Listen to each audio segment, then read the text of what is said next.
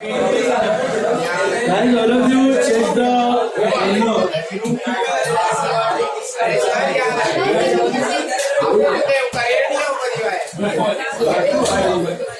नहीं करिए।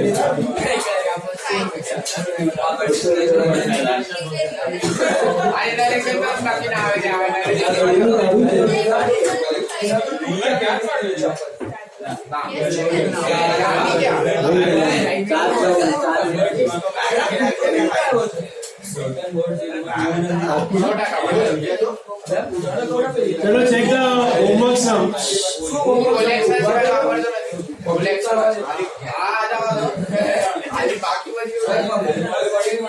Time to equity share application. What are you? Time to application 75. Application to capital 70. Allotment to capital is 180. इनको पढ़ने में तो बैठो, नहीं तो तुम लोग भी जाओ, एग्जाम भी रहेगा, लेक्चर होने वाला।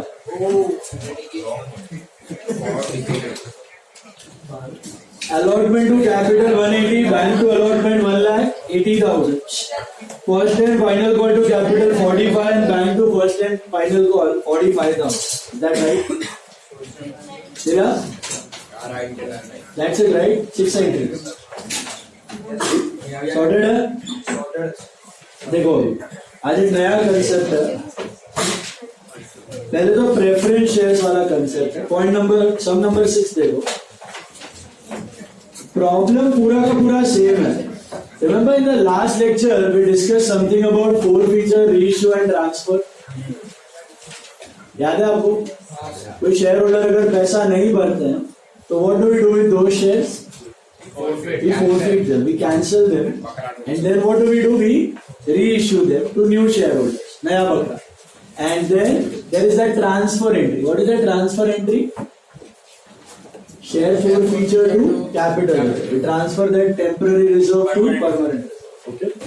So structure पूरा सेम है, problem पूरा सेम है, issue का entries भी सेम है. Major difference is instead of equity shares we are having what? Preference shares. Now anyone knows what is the difference between equity shares and preference shares?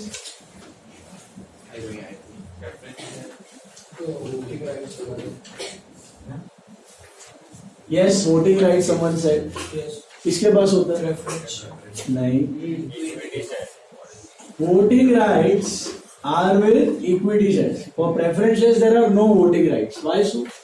What are preference shares basically? Basic difference क्या है उसका? जब company बंद होगी तो सबसे पहले पैसे वो भी राइट है। कंपनी बंद होती है तो पहले बाहर वालों को देते हैं, फिर घर वाले का जब टाइम आता है शेयर होल्डर का तो उसमें प्रेफरेंस शेयर को पहले दिया जाता है, फिर इक्विटी शेयर्स को दिया जाता है, प्रेफरेंस मिलता है। बराबर है।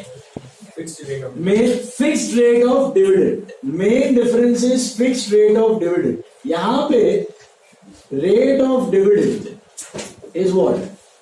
फिक्स्ड। बट यहाँ पे fluctuate.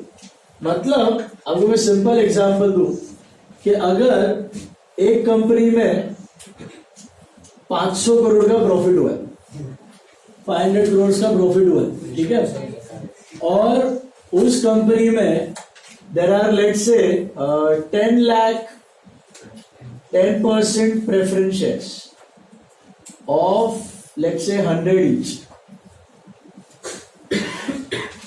10 lakh 10% preference shares of 100 rupees. 100 rupees is the face value. तो 10 lakh preference shares of 100 each कितना बनता है? 10 करोड़. 10 करोड़ में 10% कितना होता है? 1 करोड़. तो अगर 500 करोड़ का प्रॉफिट कमाया है, उस पे खाली कंपनी प्रेफरेंस डिविडेंड देगा 1 करोड़ रुपया। क्यों? क्योंकि 10 करोड़ का 10%।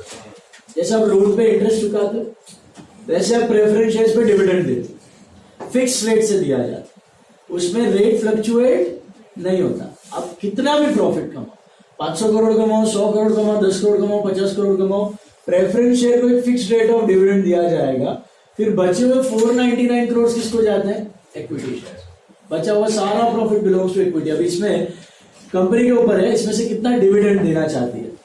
शायद आधा डिविडेंड दे दे, शायद 3/4 डिविडेंड दे दे, शायद 10% डिविडेंड दे दे, लेकिन अल्टीमेटली जो बचा हुआ भी प्रॉफिट्स है they also belong to who?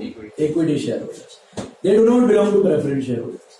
तो equity shareholder are, let's say company made a profit of 1 crore और let's say 1.5 crore, तो उसमें से भी 1 करोड़ रुपए प्रेफरेंस डिविडेंड देने के बाद बचा कितना?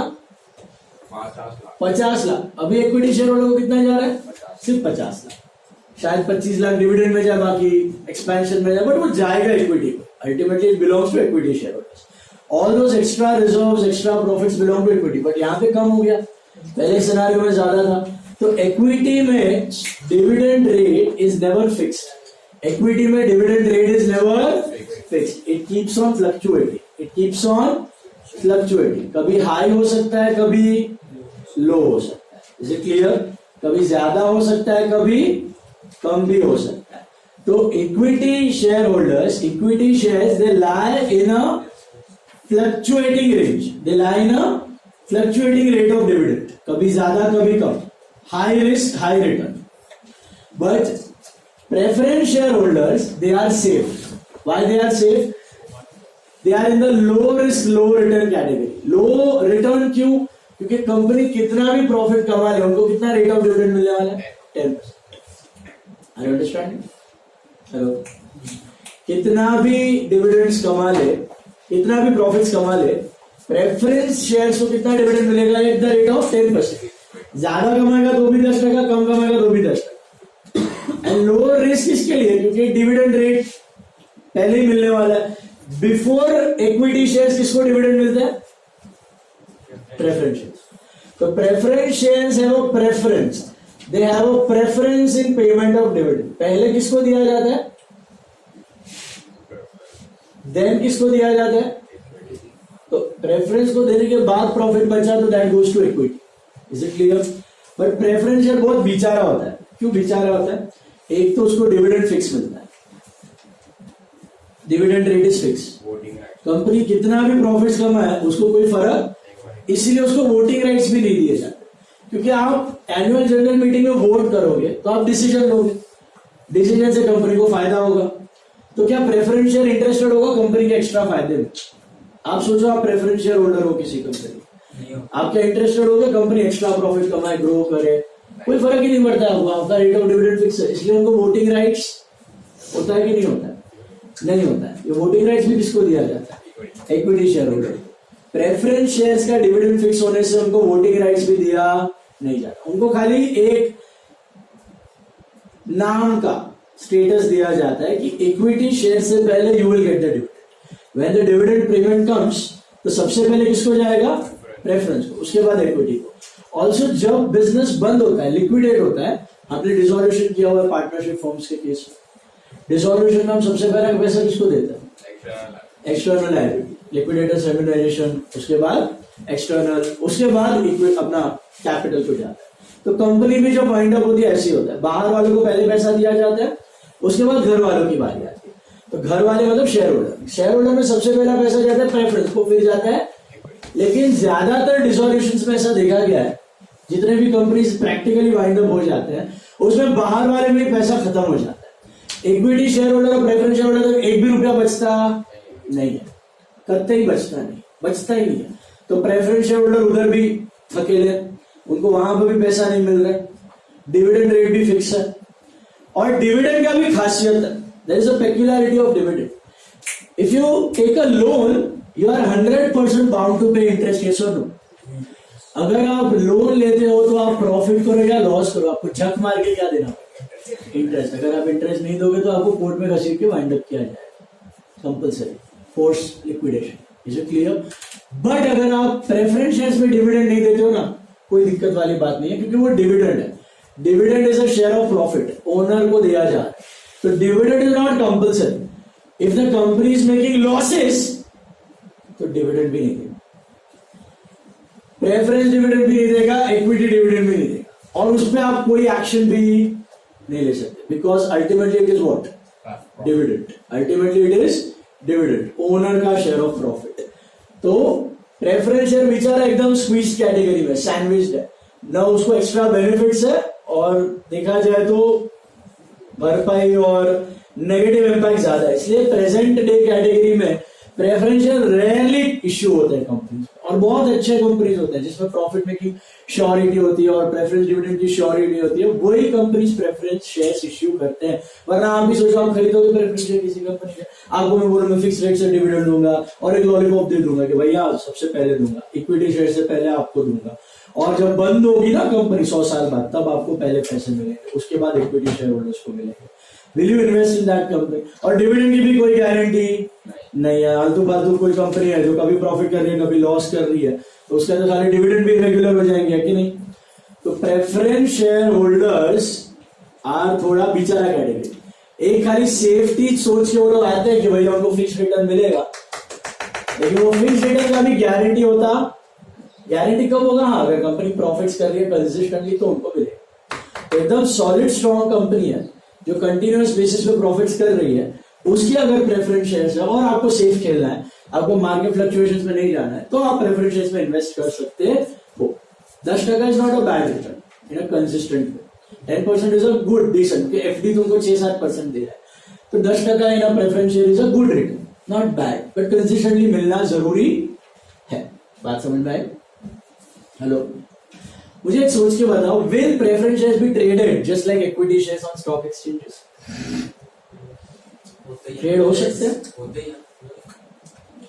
नहीं होते। इक्विटी शेयर्स ही ट्रेड होते हैं। कौन से शेयर्स ट्रेड होते हैं स्टॉक एक्सचेंज पे? सिर्फ only equity shares. Preference shares trade होने वाले नहीं है। क्यों पता?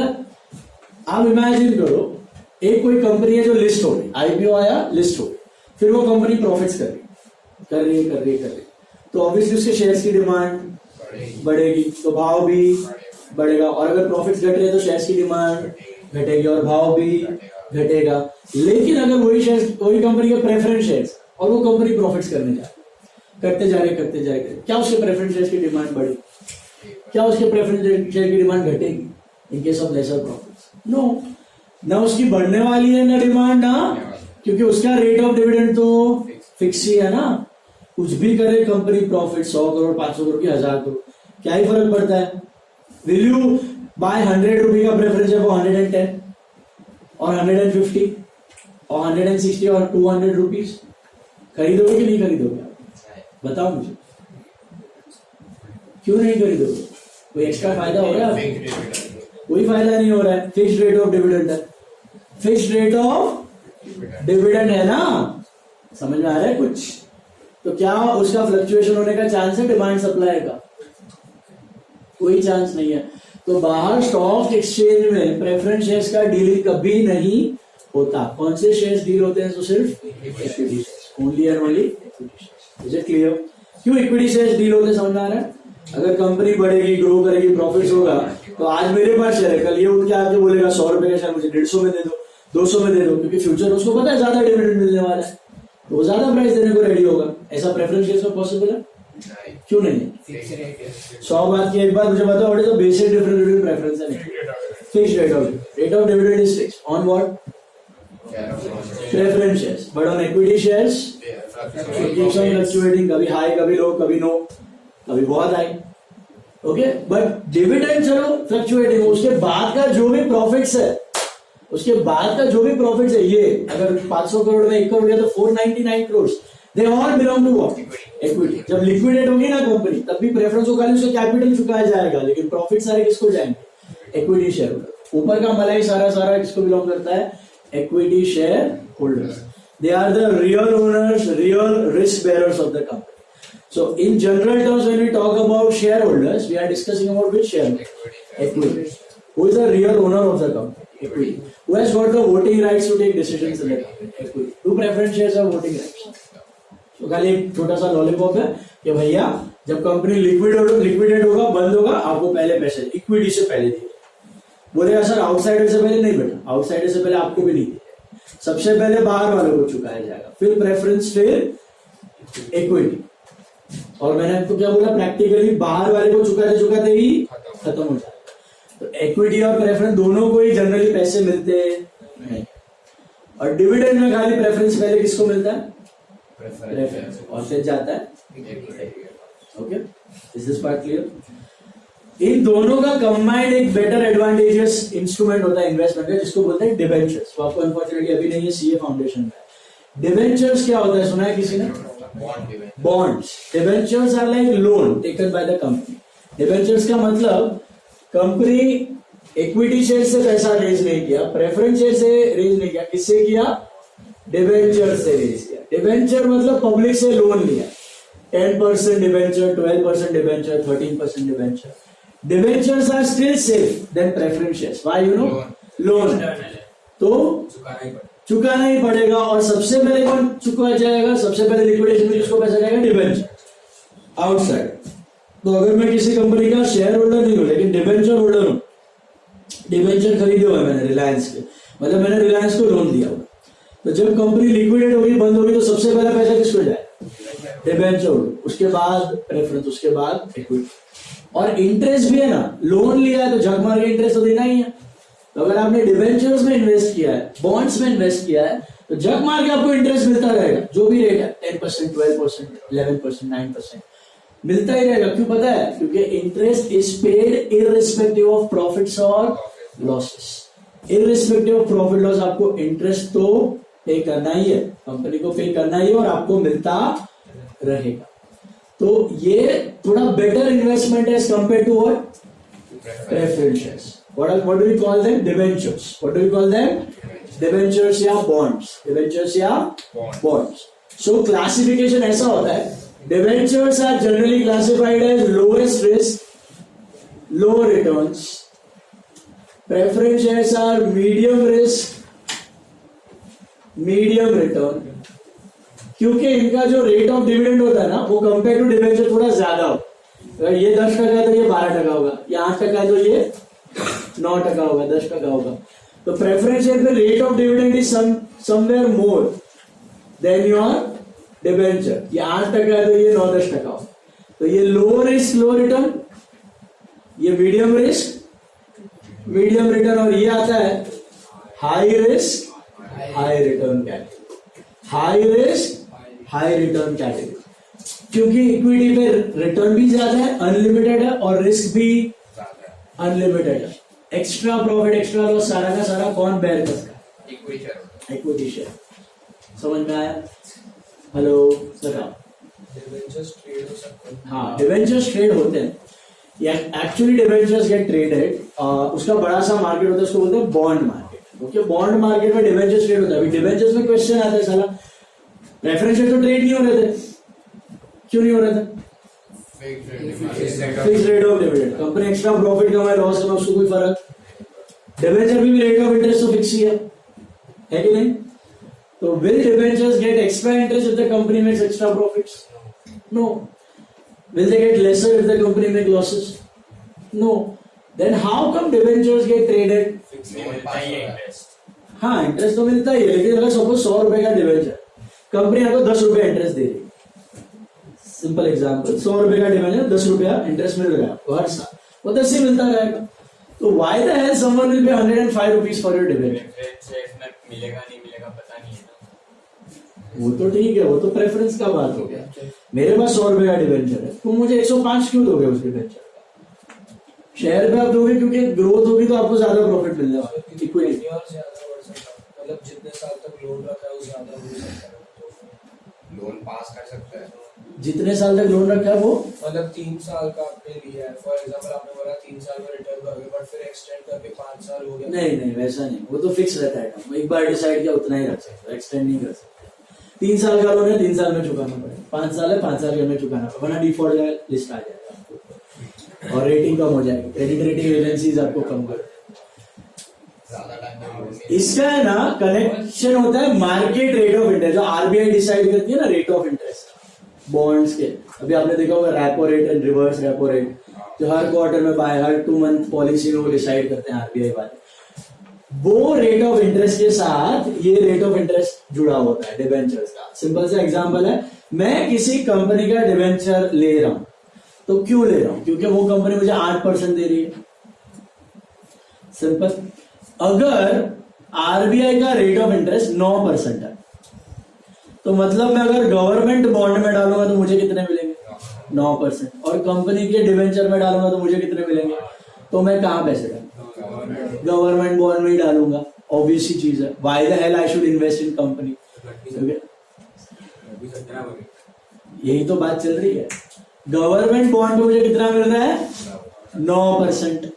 तो अभी मैं किस में भागूंगा?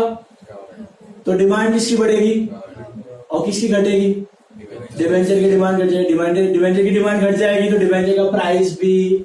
तो मेरे पास 100 रुपए का डिवेंचर है ना, मैं किसी को बोलूंगा ये ले 99 में ले ले, मैं गवर्नमेंट बॉन्ड में इन्वेस्ट करने जा। 98 में ले ले, गवर्नमेंट बॉन्ड में इन्वेस्ट कर। 97 में ले ले, गवर्नमेंट बॉन्ड में मुझे इन्वेस्ट करना है। ये कब तक घटता रहेगा? जब तक वो जो रिटर्न है ना on debentures, that is equivalent to government bond का रिटर्न। फॉर एग्जाम्पल, मेरे डिवेंचर पे 100 रुपए के डिवेंचर में 8% मिल रहा है, मतलब 8 रुपए मिल रहा है, और गवर्नमेंट के बॉन्ड पे 100 रुपए में मिल रहा है 9 रुपए। कितना मिल रहा है?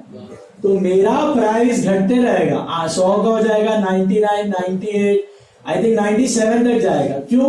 क्योंकि 98 का 8% करोगे ना तो अप्रोक्सीमेटली 9 रुपया आएगा। 98 तक घट जाएगा भाव, क्योंकि 98 रुपीज लेके रेट सेव हो गई। अभी मैं डिवेंचर में 98 डालू तो भी मुझे, क्योंकि इंटरेस्ट फेस वैल्यू पे मिलता है, डिवेंचर में 98 डालू तो भी मुझे 8 रुपए मिलेंगे, और बॉन्ड में 100 रुपए डालू तो भी, मतलब रिटर्न से हुआ रेट ऑफ, मतलब सॉरी 98 का 8% मतलब 9 रुपए मिले। 98 का 8% मतलब मिलाएंगे, सॉरी उल्टा हो गया, 1 मिनट। हाँ बराबर, हाँ 98 में 8 रुपया मिलेगा मतलब 9% हो। रिटर्न मिलता है मेरे को फेस वैल्यू पे। 100 रुपए में 8% मतलब कितना मिल रहा है? 8 रुपीज। तो 8 रुपीज मुझे 100 पे मिल रहा था तो 8% हो रहा है। 8 रुपीज मुझे 99 पे मिल रहा है तो समवॉट 9 से थोड़ा, आई मीन 8 से थोड़ा ज्यादा हो रहा है, 8.2, 8.3। 8 रुपीज और 98 रुपीज, 8 रुपीज और 98 रुपीज इज अप्रोक्सीमेटली व्हाट? 9%। तो दोनों का रिटर्न सेम हो गया। इधर भी वैसे 8% था, लेकिन अभी कितना मिल रहा है? 9%। और बाहर बॉन्ड्स पे भी कितना मिल रहा है? 9%।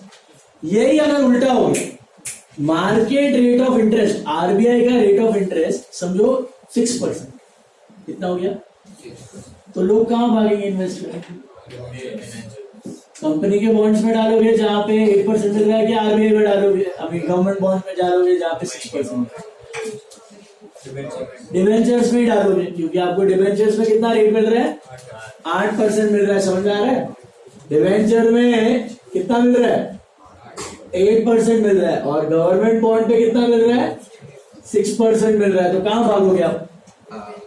डिवेंचर के लिए भागोगे, क्योंकि गवर्नमेंट बॉन्ड आपको कम दे रहा है। तो डिवेंचर की डिमांड बढ़ जाएगी और गवर्नमेंट बॉन्ड की डिमांड